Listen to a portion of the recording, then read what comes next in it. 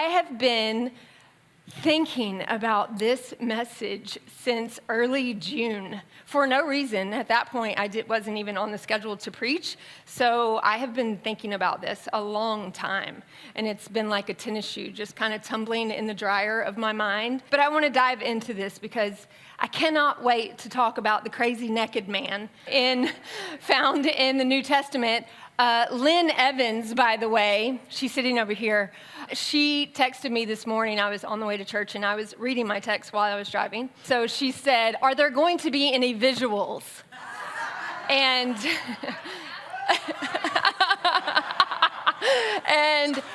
I got to thinking about, kudos to God for not allowing cell phones and social media back in Bible times, because this would be kind of a scandalous, it would definitely go viral.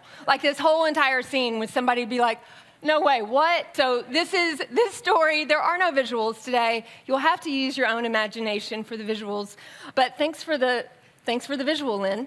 So Let's dive in. I'm going to read from Luke, which is in the New Testament, and it's chapter 8, verses 26 through 39. So here we go.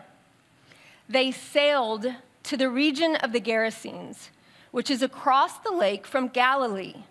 When Jesus stepped ashore, he was met by a demon-possessed man from the town. For a long time, this man had not worn clothes or lived in a house, but had lived in the tombs. When he saw Jesus, he cried out and fell at his feet, shouting at the top of his voice, "What do you want with me, Jesus, Son of the Most High God? I beg you, don't torture me."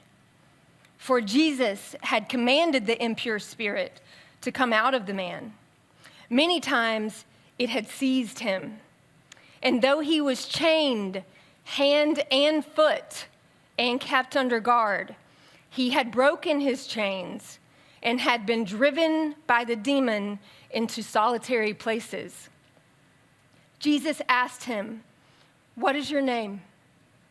"Legion," he replied, because many demons had gone into him, and they begged Jesus repeatedly not to order them to go into the abyss. A large herd of pigs was feeding there on the hillside. The demons begged Jesus to let them go into the pigs, and he gave them permission. When the demons came out of the man, they went into the pigs, and the herd rushed down the steep bank into the lake and was drowned. When those tending the pigs saw what had happened, they ran off and reported this in the town and countryside. And the people went out to see what had happened. When they came to Jesus, they found the man, the naked, crazy man, from whom the demons had gone out, sitting at Jesus' feet, dressed and in his right mind, and they were afraid. Those who had seen it told the people how the demon-possessed man had been cured. Then all the people of the region of the Gerasenes asked Jesus to leave them because they were overcome with fear. So he got into the boat and he left. The man the naked, crazy man, from whom the demons had gone, begged to go with him. But Jesus sent him away, saying, "Return home and tell how much God has done for you." So the man went away and told all over town how much Jesus had done for him. So let's settle into this little scene. I know that was a lot of information, but you kind of get the gist, right? There is a place where Jesus and his disciples have just landed on the shores of. And before I get to that part, that's where we are. They just landed. Crazy naked man came out, sits at Jesus' feet. Jesus says, "Demons, go get into the pigs." They go into the pigs. The pigs run off the cliff, and they all die. And then we go back, pan back to the man, to the naked, crazy man, who's now not naked and crazy. He's clothed and in his right mind and sitting at the feet of Jesus. All the townspeople, they see this. They're gossiping, running, and telling everybody and what Jesus has done. And they come back and see, and they want Jesus to leave. The now sane man wants to go with Jesus. And Jesus says, I got to go. You stay here. Go tell everybody what God has done for you. And it says he went and told everyone what Jesus had done for him. That's the big picture here. But let's back up just a hair in the Bible. If you read this account in Luke, you can also read it in the book of Mark. They are the synoptic gospels. They are in the New Testament. So there are different people that were Jesus' best friends, the hand-picked people by Jesus, and they tell some of the same stories in their own words and from their own perspectives because they were eyewitnesses to these things. So right before this, Jesus is with his best friends that he has handpicked, and he's been healing people, touching people, freeing people. He's been helping people that most people would not help. He's been helping all the unclean people, all the people who are dirty, all the people who are seen as sinful, all the people that are not deemed worthy of God's help. And so all of a sudden, Jesus gets a wild hair, and he's like, let's go over to the Gerasenes, guys. We're going to go across the Sea of Galilee, which was not on the itinerary, for lack of a better word, okay? Jesus is the only one that wanted to go over there. Why? He didn't say. They just get in the boat and they go, right? This is what the disciples do. Jesus says that, then we walk, we go. So they are in this boat. While they're on the boat, a huge storm comes up, and the boat's taking on water. The boat is sinking, and all of his little best friends are on the boat, freaking out, and Jesus is asleep. Now, I used to be able to sleep through anything. And, there are certain people that can. If you are, you know who you are. I admire you. I covet your gift of sleeping through anything, especially now that I am in menopause. So I long for those days of sleeping through everything. Jesus is sleeping through it. And they wake him up. And they're like, we're going to die. We're going to die. The boat is sinking. And Jesus gets up and he's like, stop. He tells the storm, stop. He calms the storm. The wind and the waves stop immediately. This is the power of Jesus. And then he looks at them and he's like, where is your faith? Where is it? And then all of his friends are like, who is this guy that calms the wind and the waves, that speaks to nature? Who is this guy? So that just happened. Now they land on the shore. Okay, so now we're here. And we have the naked, crazy man that comes out, which that really is a whole scene. A naked, raging, demon-possessed, homeless, crazy man who's been in the hills and the tombs cutting himself with rocks. This man is if that happened right now and someone busted, I have somebody state, no, I'm just kidding. If someone busted through our doors, we would all be traumatized. This would be scandalous. This is a crazy story. This is not, oh yeah, that's a Tuesday here. No, this is a crazy story, and it's in the Bible. The Bible is wild. I say it all the time, but it's wild, real wild. Jesus is wild. So here we are. We see that this has happened. This man is unclean, which is a whole big thing to the Jews because they're very concerned with their cleanliness, especially their spiritual cleanliness. And the Gerasenes is predominantly known as a very unclean place because Gentiles live there. That's not the Jews. The Jews are Jesus' people, Israel, and that's God's people, and Jesus is a Jew, and they're going to a Gentile place where it's like this farmland and cities, and it's called the Decapolis area. There's 10 cities there. None of this do you really need to know to understand this story, but I'm telling you nonetheless because it's so interesting. So this man is unclean. Big no-no to go by the unclean people or touch anybody unclean. You got to be clean to get to God according to the law, right? The man is unclean. He is undone.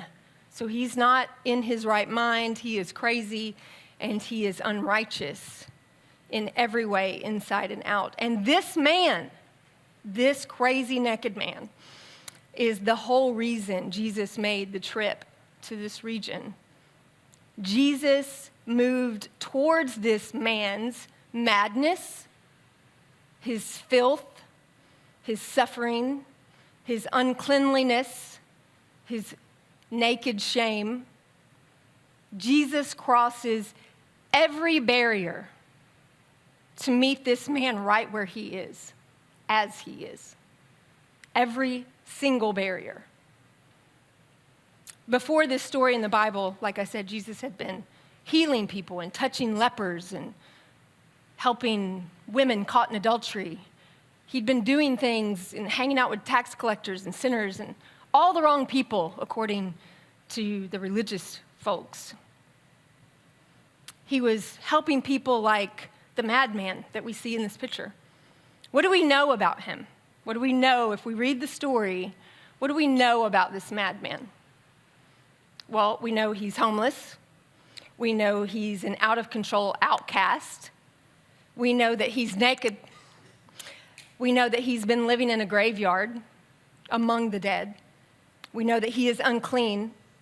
We know that he's tormented, isolated, enslaved by powers inside and outside of him. He's literally possessed by demons. He's carrying the remnants of broken shackles and chains, which is proof of attempted human restraint by his community and evidence of enslavement. No human solution so far has worked to help this man or free this man. Not a single human solution has worked. That's what we know. What we don't know, because this matters, what we don't know is his backstory, his lineage. We don't know his family dynamic. We don't know, what number sibling he is with his brothers or sisters. We don't know if he's married. We don't know how old he is. We don't know what choices he has made that sent him to live in this way that he is currently living.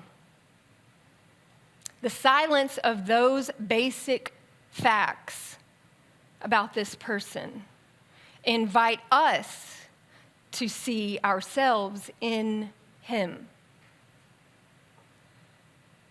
Can you try to imagine yourself as this crazy, naked, suffering man? Think about your insanest moments when your crazy came out. Don't act like you didn't do it. My resume's got a lot of those moments on it. What are those moments when your crazy came out? When you felt nuts and when people around you said you were nuts? You're crazy. You're insane. You're out of your mind. What are you thinking? Get away from me. I don't want to be with you. You're crazy. You're mad. Insane. What are your naked madman moments? What are they? I say plural because we got them, a lot of them. We don't just have one. We have a lot. I know I do. I can tell you, one of my earliest ones that I remember is when I was married at 20 years old. I was in my first marriage, and I began to have an affair at year 10 of that marriage, the end of year 10 of that marriage. I got divorced. I married the affair, and I struggled and I suffered in somewhat of an isolation from the people that I abandoned, from the people that abandoned me. I felt naked and ashamed in a lot of ways. I felt crazy in a lot of ways. I was suffering in many ways. madness in us may appear to be different flavors, but it all tastes the same at the end of the day. It tastes like slavery. It tastes like captivity. That's what it tastes like. This man in the story was not only tortured by actual demons, he was also suffering from his own broken human nature, that body of death, the one that we schlep around in right now. This is a body of death. I am alive, but this is a body of death. It is a human, decaying body. It's a body of death. The demons didn't cause this man's natural insanity. They simply exploited it. So we can't always blame everything on the devil, right? We get a lot of that, especially in Christian circles. We're bad enough without him. We're crazy enough without him, right? It's in there. It was already in there. It's in there now. As a Christian, it's in here. This stuff I just revealed to you about the first memory of me really going crazy, and not that there were not many episodes of my craziness before I had an affair in that marriage, because there was other ones, but this one in particular I remember because it actually led me to discover recovery and what it was and that I needed it. When I got remarried and I was in now this second marriage, I was approached by women at a church I was going to, and they introduced me to the 12 steps.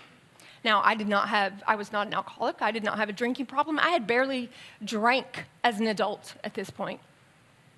I drank in high school, so I had some crazy naked Madman days in there. But this moment was being introduced to the 12 steps, not as an addict, conventionally, to drugs or alcohol, but realizing that I am a codependent addict because I am human. And that changed everything. I started thinking about everything differently. Who will save me from this body of death? Paul says in Romans 7. From the very start in Genesis, if you go back to the very first book of the Bible, when Adam and Eve have their own crazy naked madman moment, there's God moving towards them. He asks them the very first question in the Bible. Do you know what it is? Where are you? Where are you? He didn't need to ask that. He's God. He knows where they are. This is not a geographic question. This is not about logistics. Where are you? He says. It meant more than just geography. He knew where they actually were. The question was for them. It was an internal question. Their naked shame and crazy behavior, Adam and Eve's, instantly imprisoned them and produced the need to seek that answer. Where am I? And God still asks the same question of me today when I find myself suffering and trying to hide. This is the question that sounds like a gong in my mind. Where are you? Stacie, what are you doing right now? What are you thinking? Why are you going there? I have this book up here by Dr. Bessel van der Kolk, The Body Keeps the Score. If you haven't read this book, put it on your list because you need it. We all need it. This man has done over 4 decades of studying human trauma in all of its flavors, kids to adults. Human trauma. He does not approach this from a Christian standpoint. He does not need to. He approached it from a human standpoint, and that's what we are, humans. So this guy says this, which is profound to me. As long as you keep secrets and suppress information, like I was in some of my crazy moments, you are fundamentally at war with yourself. The critical issue is getting to know what you know. And that takes an enormous amount of courage. That's what he said. As long as you keep secrets and suppress information, you are fundamentally at war with yourself. The critical issue is getting to know what you know, and that takes an enormous amount of courage. He ain't lying. He is describing something we champion here at the sanctuary, becoming more self-aware. In fact, one way the women around here become more self-aware is we engage in Discover Workshop that starts this Tuesday night. That is scary. I know it can be scary. I've been doing it for 20 years, and I still get a little scared in some spaces that I am being taken by God, but it is scary. So I understand that can be scary, but it is freeing. On the other side of that fear, there is freedom, and there is healing, and there is something that we all long for, which is to be known and loved. We take stock of our stories. We dig into what is known so that we become actually aware of it. We unmask ourselves together, becoming more self-aware through the process. Dr. Vandercourt also says this: being able to feel safe with other people is probably the single most important aspect of mental health. Safe connections are fundamental to meaningful and satisfying lives. The Bible says that. Being able to feel safe with other people is probably the single most important aspect of mental health. Again, he's not a preacher. This guy he's not speaking it through a Christian lens. He's saying that as a human. It's humanly true for us.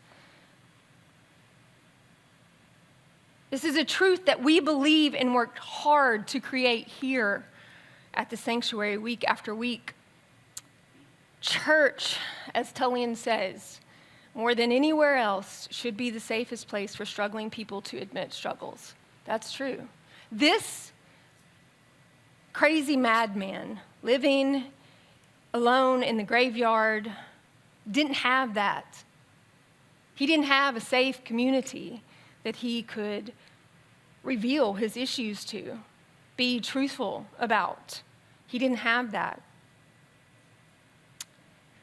The naked madman living alone in the cemetery represents us, our private hells, our traumas, the places we hide, the secrets we suppress because we think no one can help or will understand, or no one is willing to help.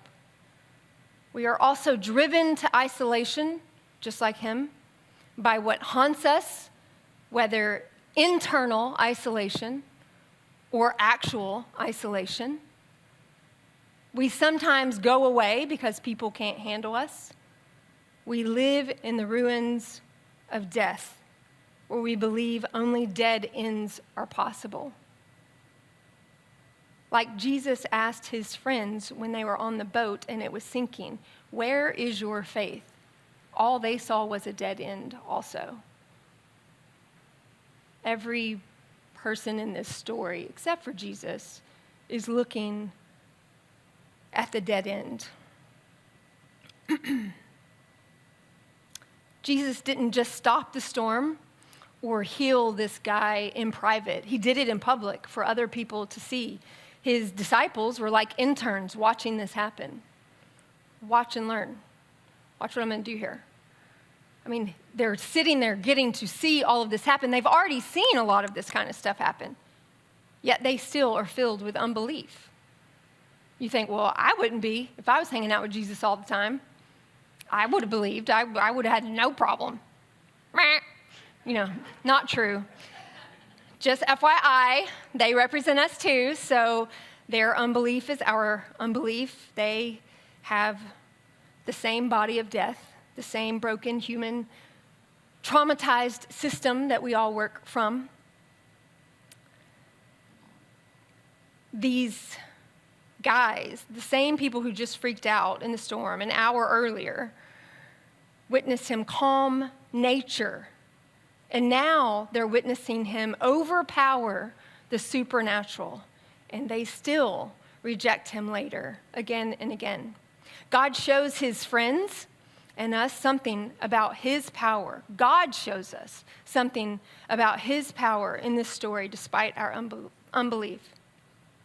Not only has he claimed to be in control over both the natural and supernatural, he proves it on the boat and standing on the shores of this unclean land, casting literal demons out of this hurting human. He's foreshadowing a bigger picture. He's showing a picture of what he's actually come to do, what Jesus himself has actually come to do, what the Bible speaks about from the beginning, what God promises Adam and Eve in Genesis, right there at the beginning. He foretells and foreshadows a saving that's going to happen. He's going to cross a chasm that separates us from God to restore us, not just cosmically, ultimately and eternally, because that's ultimately what we need, but he also did it for our everyday variety of personal storms and demons that we face and live with. He made the trip for you. He made this trip for me. He made it for you. He left the 99 for the one. He made it for you. This story is a literal living parable. You know how Jesus is always telling parables in the New Testament? A parable is an earthly illustration of a heavenly truth. An earthly illustration of a heavenly truth. This is a living parable. It's a real story happening in real time. This is not like a story he made up about the prodigal son. It's a real, live story with real people in it, like you and like me. Let's go back to the passage. When those tending the pigs saw what had happened, they ran off and reported this in the town and countryside. And the people went out to see what had happened. When they came to Jesus, they found the man from whom the demons had gone out, sitting at Jesus' feet, dressed and in his right mind, and they were afraid. Those who had seen it told the people how the demon-possessed man had been cured. Then all the people of the region of the Gerasenes asked Jesus to leave because they were overcome with fear. The pig farmers, the town people, they all see this miracle, the before and after of this guy, and instead of rejoicing, they beg Jesus to leave. Why? Because God's power is scary wild. And it repeatedly disrupts human systems and comfort zones. It messes with us big time. We want things and people to be better, yes, but not if it requires us to change much or sacrifice anything, God forbid. Especially if I have to sacrifice something financially or materially. And I definitely do not want to do it if it requires me to change the way I think. Don't come at me with that, Jesus. That's what they're saying. This is all too much. I don't like it. The herd of pigs that went off the cliff, if you go back and you read the original language and you understand what legion means when he says his name is Legion, that means thousands. It doesn't mean like there was like half a dozen demons. It means there was a lot. And in this pig herd were thousands of pigs. It wasn't like a dozen, like a little pig farmer and a little pig. It was like thousands of pigs. This is a lot of pigs. This is their whole livestock. So it could be their whole entire professional job that supports their family or their town. Like, this was a big deal. Jesus came in, put the demons in the pig, and sent them over the edge. These people are not happy with Jesus, and they're scared. We don't want any of this around here. You can just take that right back on over across the other Sea of Galilee. Go on back over there wherever you're from. We want none of this around here. None of it. I know that they talk in a Southern accent. It doesn't matter. We're making it real for us today. God's power disrupts human systems and thinking. We cling to our stinking thinking because real change is scary and costly. As someone once wisely said, bad habits are like chains that are too light to feel until they are too heavy to carry. I'm not talking about obvious bad habits in general, okay? So don't come at me with like, well, you don't say please and thank you, and you don't use your manners, or you're smoking, or whatever we think bad habits are in general. I'm not talking about those kind of bad habits. I'm talking about bad habits that we most likely don't deem as bad. That includes bad thinking habits that we come by naturally in this body of death. The bad habit of relying on ourselves to fix ourselves, to save ourselves, to help ourselves and others. It's a bad habit. We all got it. The bad habit of unbelief. It's displayed here in droves by the townspeople, by the disciples. Unbelief, the bad habit of unbelief. The bad habit of expectation. You ever heard of that one? Number one on maybe number two on mine. Unbelief is definitely my first. Number two is expectation. What about the bad habit of idealism?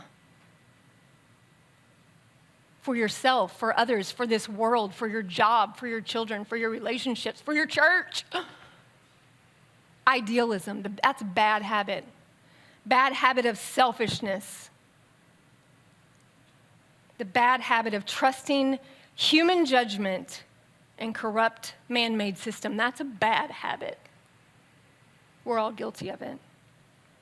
Again, bad habits are like chains that are too light to feel until they are too heavy to carry. That's really where, come to me, all you who are weary and heavy laden by your chains of bad habits. Come to me and I will give you rest. That really kicks in when you think about it that way. Has someone in your life, maybe even you, been so changed, so healed, so set free that people around you that know you were scared, like these eyewitnesses? They're like, that guy is not the same as he used to be. I don't know if I like it. She didn't act like that before. I don't know if I can hang out with her anymore. It's too weird. She's not even fun anymore.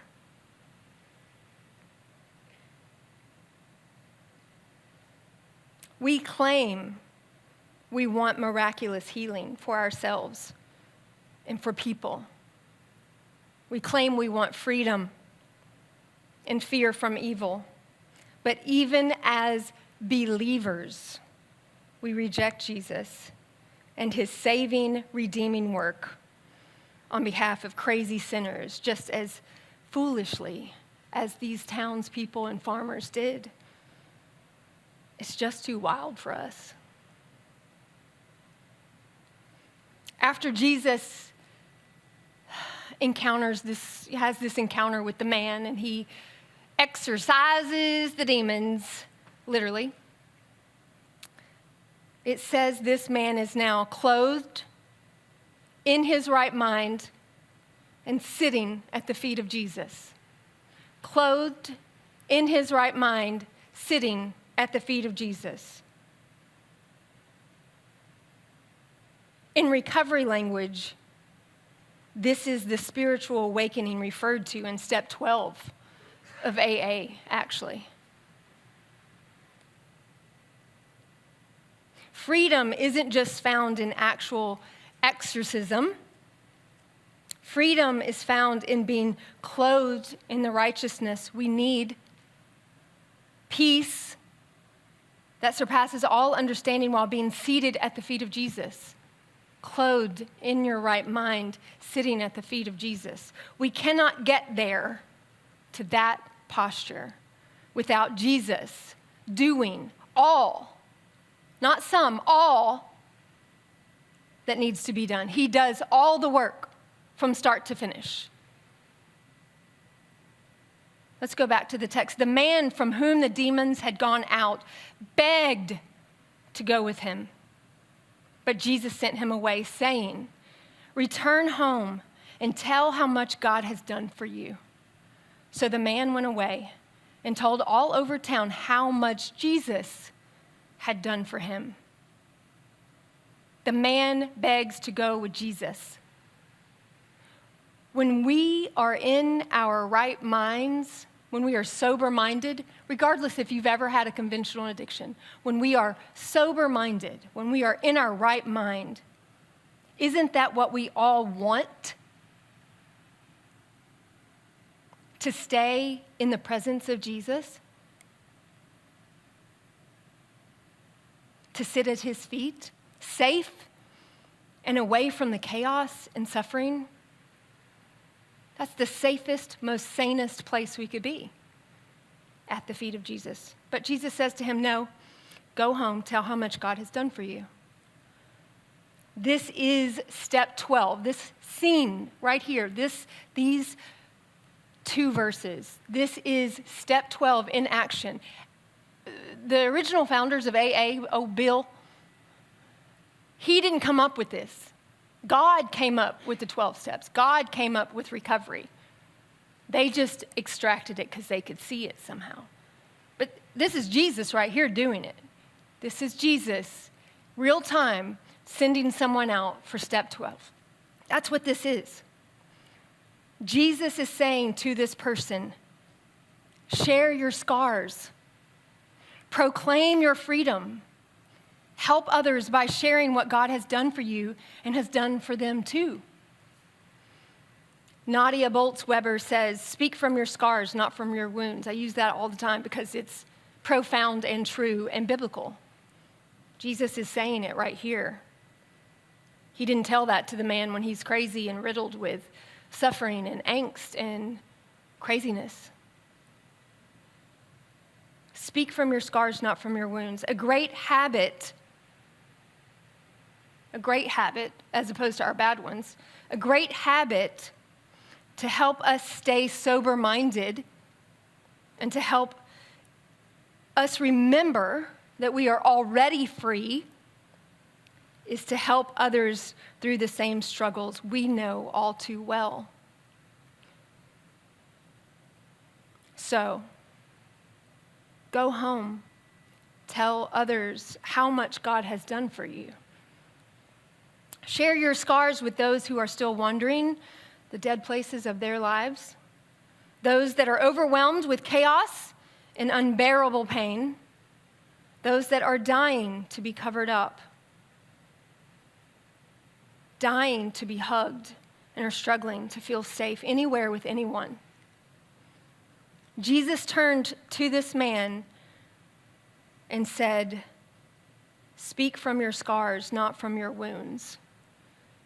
And in that instant, he made this man a wounded healer. I love that phrase. He's encouraging this man to put his wounds in service for his neighbor. This guy is still fragile, just like we are. He's still faulty, like we are. He's still susceptible to relapse, just like we are. Relapse into unbelief. All relapse is relapse into unbelief. Every single type and flavor and variety of it. All of it is just relapse into unbelief. We are fragile, faulty, and susceptible to relapse also, every day. The crazy naked man story is our story.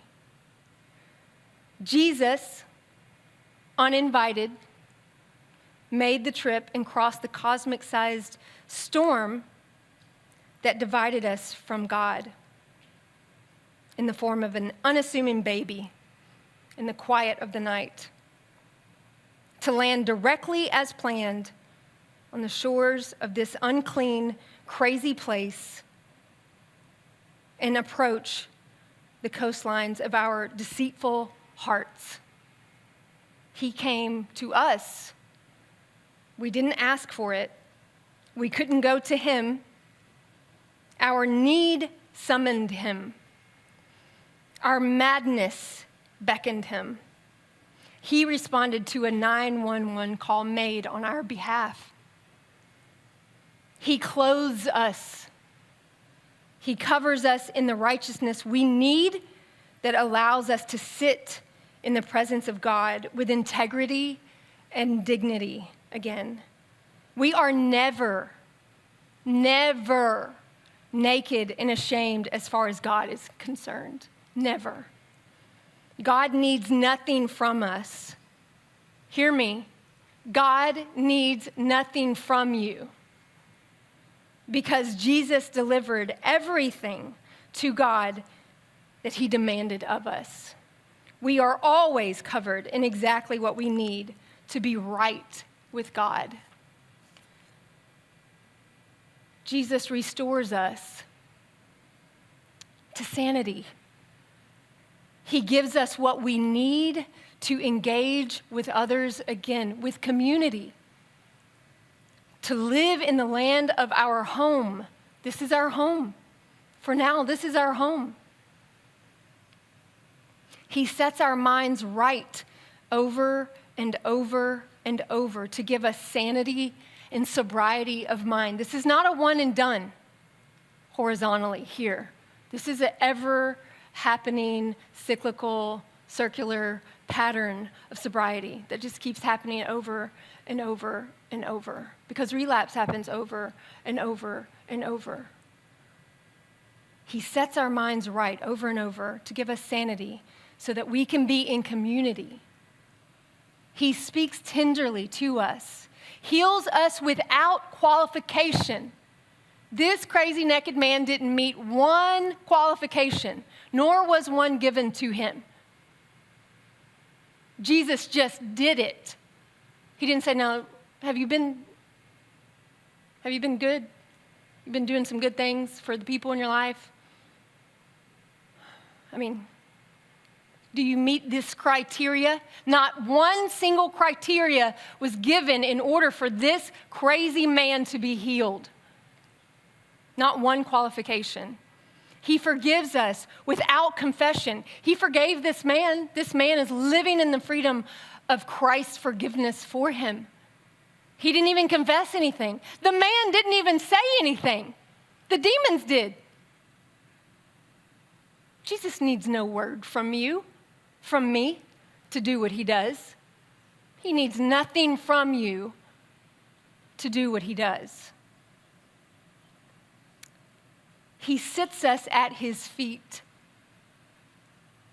those scarred feet that have trampled every flavor of death for us, every flavor, with no ask of repayment and no hoops to jump through going forward. None, not one. And he says to you, "You can't go with me right now, my beloved. Go share how much I love you with others and tell them I love them just as much." This is our unplanned ministry, which is called Step 12. Go home and share what God has done for you. And notice that it says, Jesus told the man, go tell everyone what God has done for you. And what does it say? The man went and told everything Jesus did for him. He knew Jesus is God. He knew that's who did it. He knew that that was one and the same. You want to see a picture of God? You want to know what he's like? Look at Jesus. You'll get it full on. This story doesn't end here in the book of Luke, and it is not over for you either. Jesus will return because he promised to, and he will be fully restoring everything that is broken. Everything that is sad will come in true. The new order will reign here. He has flipped it all upside down. And this is just a little foreshadowing, just a little taste of the good stuff that's coming. It's coming now. It is. And we wait for that. Until then, we live step 12 out. We share scars, proclaiming freedom to ourselves and one another, and we be a safe place for people to share their crazy, naked, homeless stories. That's what we do. Romans 8:31 through 39 says this. I'm going to close with this instead of a prayer, Trey, by the way. Not a short prayer. This is what it says. This is like unbelievable to me. So, what do you think? With God on our side like this, how can we lose? If God didn't hesitate to put everything on the line for us, embracing our condition and exposing himself to the worst by sending his own son, is there anything else he wouldn't gladly and freely do for us? And who would dare tangle with God by messing with one of God's chosen? Who would dare even point a finger? The one who died for us, who was raised to life for us, is in the presence of God at this very moment, sticking up for us. Do you think anyone is going to be able to drive a wedge between us and Jesus' love for us? There is no way. Not trouble, not hard times, not hatred, not hunger, not homelessness, not bullying threats, not backstabbing, not even the worst sins listed in Scripture. None of this phases us because Jesus loves us. I'm absolutely convinced that nothing living or dead, angelic or demonic, today or tomorrow, high or low, thinkable or unthinkable, absolutely nothing can get between us and God's love because of the way that Jesus has embraced us. Amen.